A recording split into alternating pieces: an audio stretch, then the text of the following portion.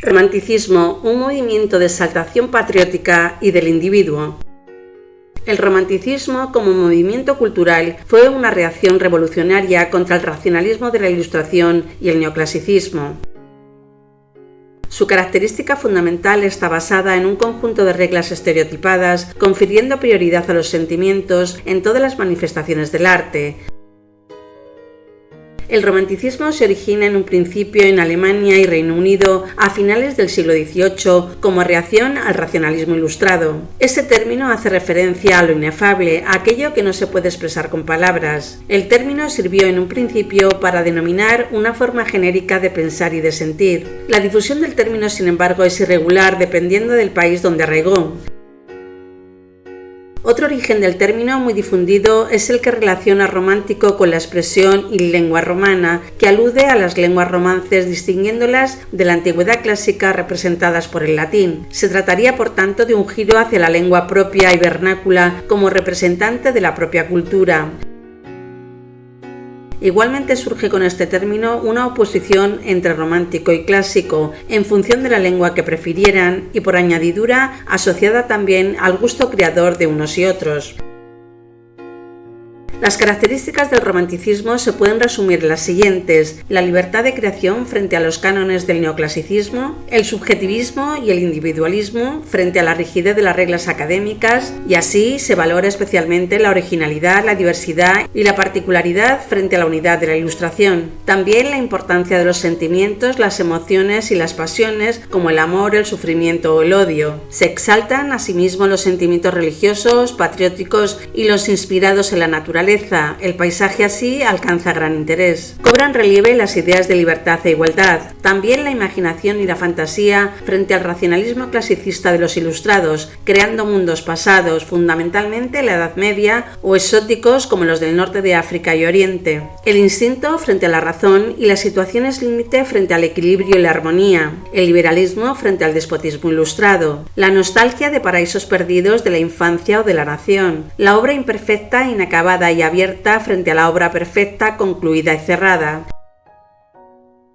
Un aspecto del influjo del nuevo espíritu romántico y su cultivo de lo diferencial es el auge que tomaron el estudio de la literatura popular, romances o baladas anónimas, cuentos tradicionales, coplas, refranes, como asimismo de las literaturas en lenguas regionales, gaélica, escocesa, provenzal, gallega, catalana, vasca.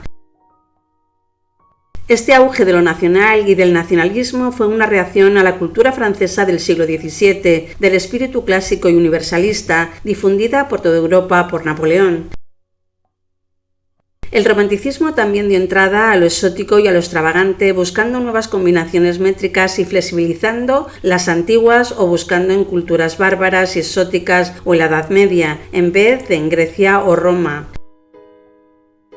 El espíritu vital de los autores románticos despreciaba el materialismo burgués y preconizaba el amor libre y el liberalismo en política, aunque hubo también un romanticismo reaccionario que preconizaba la vuelta a los valores cristianos de la Edad Media. El idealismo extremo y exagerado que se buscaba en todo el romanticismo encontraba con frecuencia un violento choque con la realidad miserable y materialista, lo que causaba con frecuencia que el romántico acabara con su propia vida mediante el suicidio. La mayoría de los románticos murieron jóvenes. Los románticos amaban la naturaleza frente a la civilización como símbolo de todo lo verdadero y genuino. Debido a que el romanticismo es una manera de sentir y concebir la naturaleza, la vida y al hombre mismo que se presenta de manera distinta y particular en cada país donde se desarrolla, incluso dentro de una misma nación, se manifiestan distintas tendencias. El romanticismo se proyectó en todas las manifestaciones del arte, pero tuvo fundamentales aportes en los campos de la literatura, la pintura y la música. Su apogeo estuvo en la primera mitad del siglo XIX, extendiéndose desde Gran Bretaña y Alemania hasta llegar a otros países. Posteriormente, una de las corrientes vanguardistas del siglo XX, el surrealismo, llevó al extremo los postulados románticos de la exaltación del yo. Desde sus inicios, con la concentración en el desarrollo de las lenguas, el folclore nacional, el valor espiritual de las costumbres y tradiciones locales, hasta los movimientos que habrán de reorganizar el mapa de Europa con las llamadas a la autodeterminación de las naciones, el nacionalismo fue una cuestión clave del romanticismo, determinando su papel, sus formas de expresión y sus significados.